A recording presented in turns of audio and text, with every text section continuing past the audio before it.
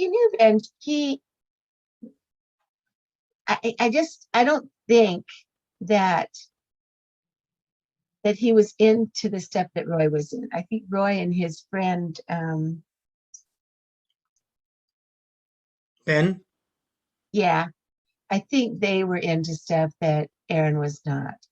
And I don't know if Ahren didn't know about it, or if Ahren just chose to turn a blind eye because of a livelihood. I don't know. But Roy was not anybody that he admired. I know that. But then Roy had a lot of money too, and Ben wanted to make that gun, and Roy became a partner then. Although I don't know if maybe Roy contacted Ahren too, because he was always looking to make some money. So I don't really know what that was, but I don't think that Ben had any great admiration for Roy. Yeah, we've heard that he was not somebody to be admired at all. Yeah. Do you know anything about him going to a yacht that was Roy's? Yes, I do. I know that when Benj had this gun, Roy wanted to be in on it, and Roy put $100,000 up. Right. Benj put the know-how and the hard work in, and then the attorney, Denny? No, it wasn't Denny. It was Thomas. What? Thomas? I can hear you. Yeah, sorry, Thomas. Yes. What's his name? Thomas. Henry? Thomas Henry. He was the attorney for the Bookers, and they called it Rat Enterprises, which is appropriate. But it was So it was Roy, Ahren, and Thomas Henry. So Rat Enterprises, and they went down to Mexico to look into setting up manufacturing, and they took Roy's yacht down there. Okay. And I don't know a lot about that. It was all business for Benj, as far as I could tell. If anything went on the yacht, I don't know about it. Okay. But I do know that Benj had a very protective way about him with, children and women. And I don't think that he admired Roy, but Roy seemed to have tons of money, and Benj didn't. So yeah. And Benj had the know-how, and it was Roy that wanted in on the manufacturing of the gun. So what do you know about when he testified to the DA about Jeannie? Ahren actually did not testify. He went to the DA. Sorry. Jeannie Braun came to his house and was trying to work her charms on him about lying to the DA about it was the case that she had where she signed papers. She forged a judge's signature. Sorry. Okay. And she tried to get Benj to lie for her, and he said no. And then she tried to work her charms on him, and he said no. And then she wrote up something for him to sign, and it was so stupid and bad. He said, she must think I'm an idiot. I've never signed something so poorly written. And he said no. He went to his attorney, and his attorney said, you need to go to the DA. So Benj then went to the DA and told him what he knew. And that was, his attorney was David Leroy at the time? No, it was someone else. Okay. I can look it up for you, but I don't know it right off the top of my head. And then Jeremy Burt, that's who had got double dated with Benj. Yeah. He got involved, and they had him testify. And Benj never was called to testify. Okay. But he was prepared to do so. Yeah, he was prepared. And he did go to the DA and tell him what he knew.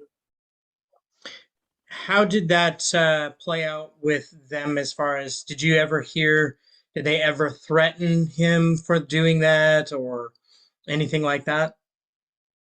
I never heard that. However, Constance, Benja's girlfriend at one time and then business partner in the bike shop, was Jeannie Braun's best friend.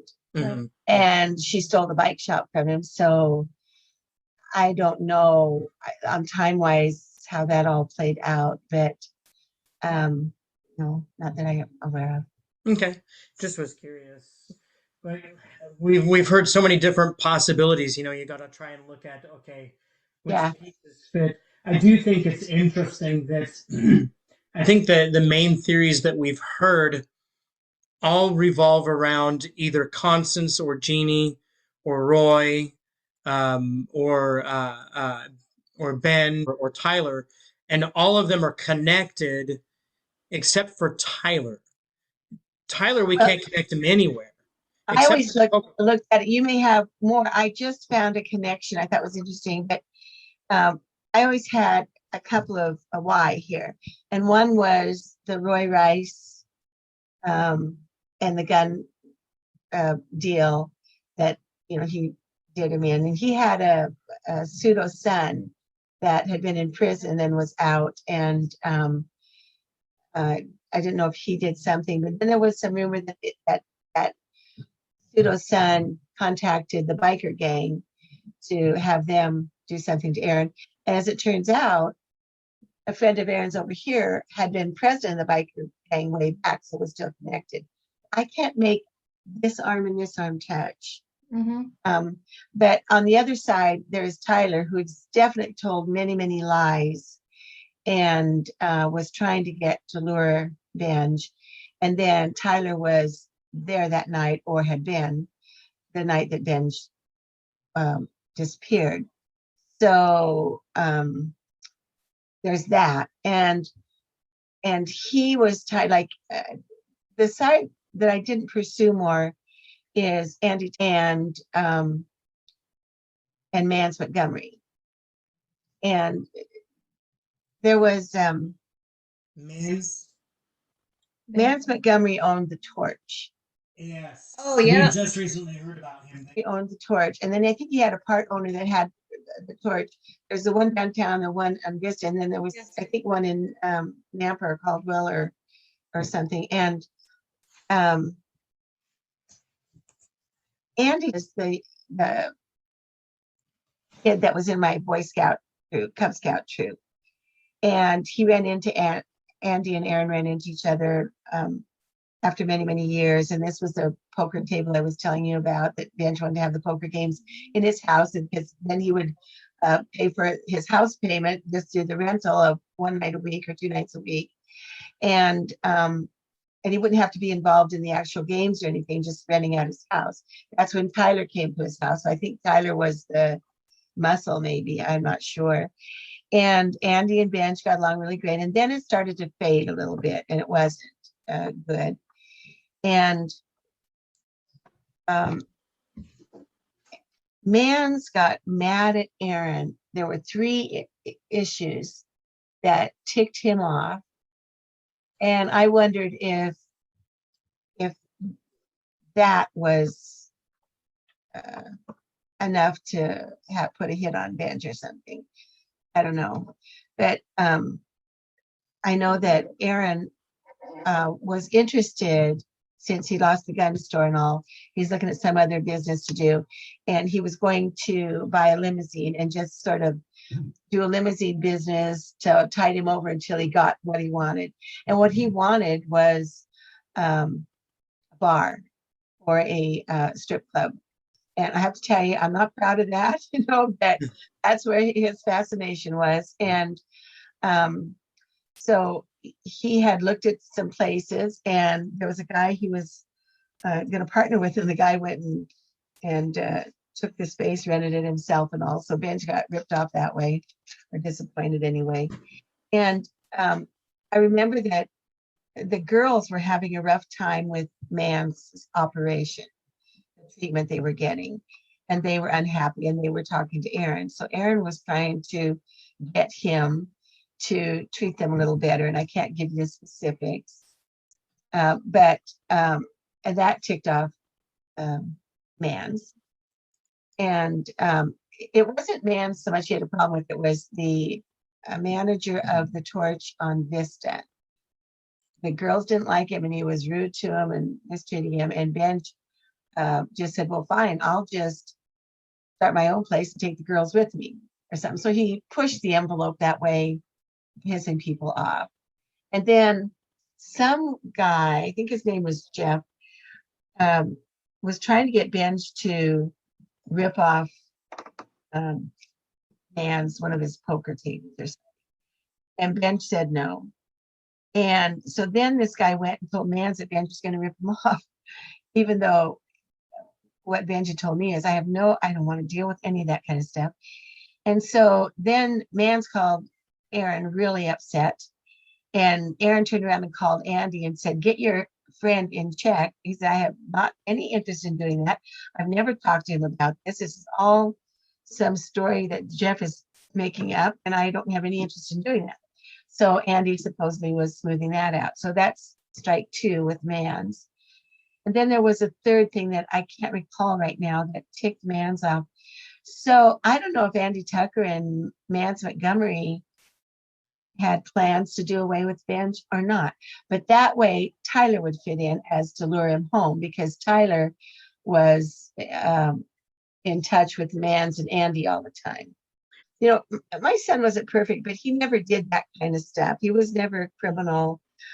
He never crossed that line. And unfortunately, the last 4 or 5, 6 months of his life, he was dealing with a whole different group of people than he had ever dealt with before. Andy brought him in, and then Yvette came. I think he knew Yvette from before too. She's okay, but she was different, and then Andy was new to his life, and you know, the Mans thing. These are all different people that he didn't know before. Right. So I don't know if Mans put a hit on him or if Andy did something, but I know that I've heard from several people that Andy has told people that Ahren is buried in the desert. Nobody will ever find him. That Roy had put a hit out on Ahren, and that he had talked to his friend who had been in prison, and that he was going to use a motorcycle gang. You know, stuff runs rampant, you know. It does. Yeah. But I couldn't ever make that connection either. But then I found out that I'd heard or read online somewhere that Andy had been president of the biker gang there. I don't know if that's true or not, but that kind of hooked, you know, made a full circle. But I seem to have this angle and that angle, and Prostitution or anything like that. you know, I'm Ahren Smothers. I'm sure he didn't tell me everything, but on stuff like this, he told me more. Sometimes I say, okay, too much information. He never ever mentioned that. And you know, he got involved with it. The mother of his daughter was a hairstylist, a beautiful girl, and she started dancing. And in Idaho, you know, you can't do a full strip, or at least you couldn't back then. And she loved to dance, and she made terrific money. Only had to work 2 nights a week and lived well. And so that's how Benj kind of got into it too. And then he would DJ at one place because that's where she danced. And so that's how, you know, how he got into it. He never really worked it that much, but he was fascinated by it, the whole business. And I can't say I understand that, but there was a line that Benj wouldn't cross. You know, he was always respectful to women and kids and pets. And yeah, and awful is, I have wanted for almost 18 years now, wanted to talk to a couple of the girls there, but they use pseudonyms, stage names, and I could never contact him. There's one that was named Amy Lee, and I've wanted to talk to her forever. And there's a couple of others that but I always hit dead ends on trying to talk to the girl. Why are you wanting to speak with them? I kind of wanted to know what was going on there, because of the Andy. I don't know what turned there. And also, Ahren had told me once that there was a man that managed the torch years ago that was killed by a hit and run right outside the club. Just came up off the road, hit him, and kept going. And he was killed. And it was Andy Tucker's sister-in-law, Annette Mullen's husband at the time. Maybe an ex-sister-in-law. But I wanted to find out more about the club there, if any of them would talk. And when I told the police that, they said, no, that wasn't right, that somebody had committed suicide in their home. It wasn't at all the same story. So I just wanted to clarify some of that. What year was this? That the not the hit and run necessarily, but the year, the time frame of the girls at the club that you want to speak to. Well, that would have been in the very beginning. You know, Benj disappeared in 2004, so it would have been. And the other reason I wanted to talk to him is because Ahren disappeared December 4th of 2004. And then they had a Christmas party. I don't know when it was, but it was probably sometime between maybe the 10th and the 20th, the 15th and 20th, whenever, you know, Christmas parties would be held. Excuse me. And Ahren did not attend. All of the girls said he wasn't there, that the police talked to. But Montgomery said, oh yeah, Ahren was there. And like, is he just not thinking, or is he stupid, or is he lying? Because Ahren hadn't been around for days by then. Yeah. So I wanted to ask the girls something there. So this issue with the girls when they were having trouble with the manager, when Ahren was involved, that was in 2004? Yes. It was in 2004. Now, I wouldn't say that all the girls, I'm sure there's some girls that have got seniority there and they write their own program, but some of them were not happy with the treatment of the guy that was running the torch on Vista. And Ahren was standing up for them. And I think he tried to tape a discussion, but the music was so loud it didn't work. And, you know, he wasn't always the most successful sleuth, but he tried to protect him. And he probably should have just stayed out of it, because all he did was upset Mans. And those girls would have been Amy Lee, Sabrina, Selena, Simone. I think I talked to Sylvia, was at the front desk, but she was busy. And those are the girls I know of. And then Janelle Finley Brown Lord was a cocktail waitress, not a stripper, but a cocktail waitress. There's so much to this case. It just goes on and on and on and on. I've given boxes of stuff to the police, just boxes. And so, speaking of stuff that you've given to the police, did I hear that there was some letter that was sent to you or sent to someone? I got 2 anonymous letters. Okay.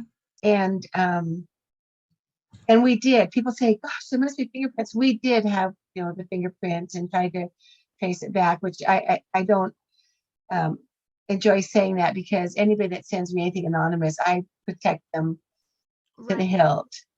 But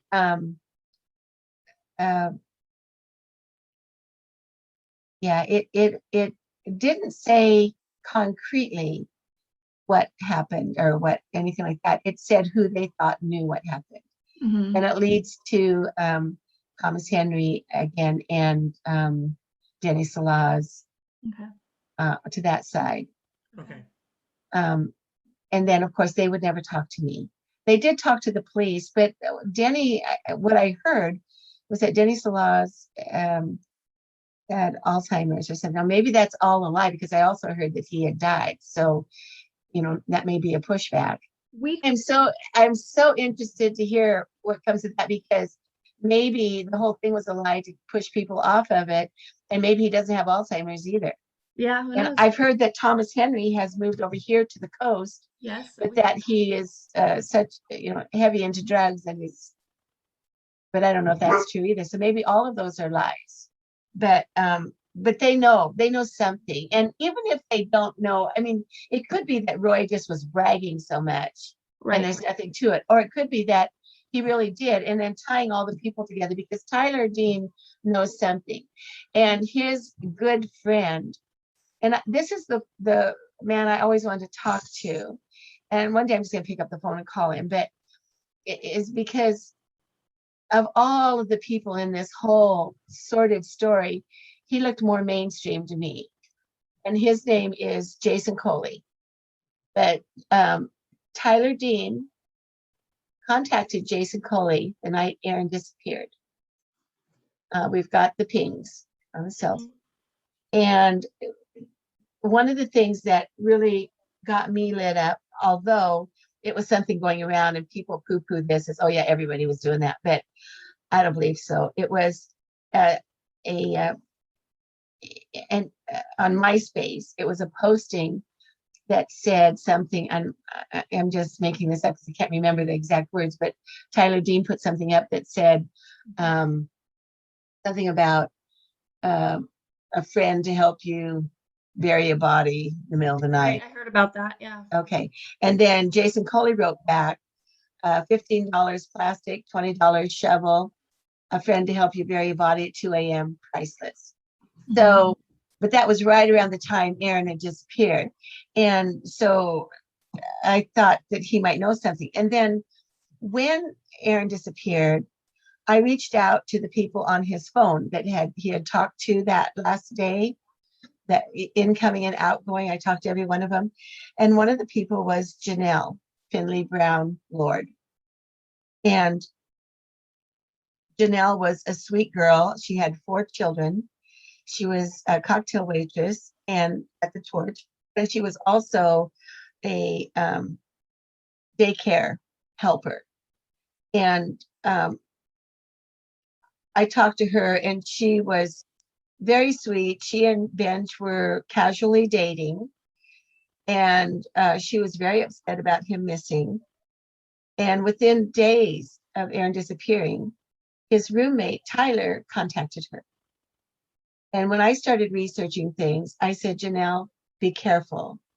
I don't know Tyler, but he's telling lies. There's something funny here. Be careful. And that scared her. And so she didn't want anything to do with Tyler. And I offered her my home in Portland to bring her kids and stay safe. And she didn't do that. But I didn't talk to her a lot, but I liked her. And then within days, that she stopped taking Tyler's calls.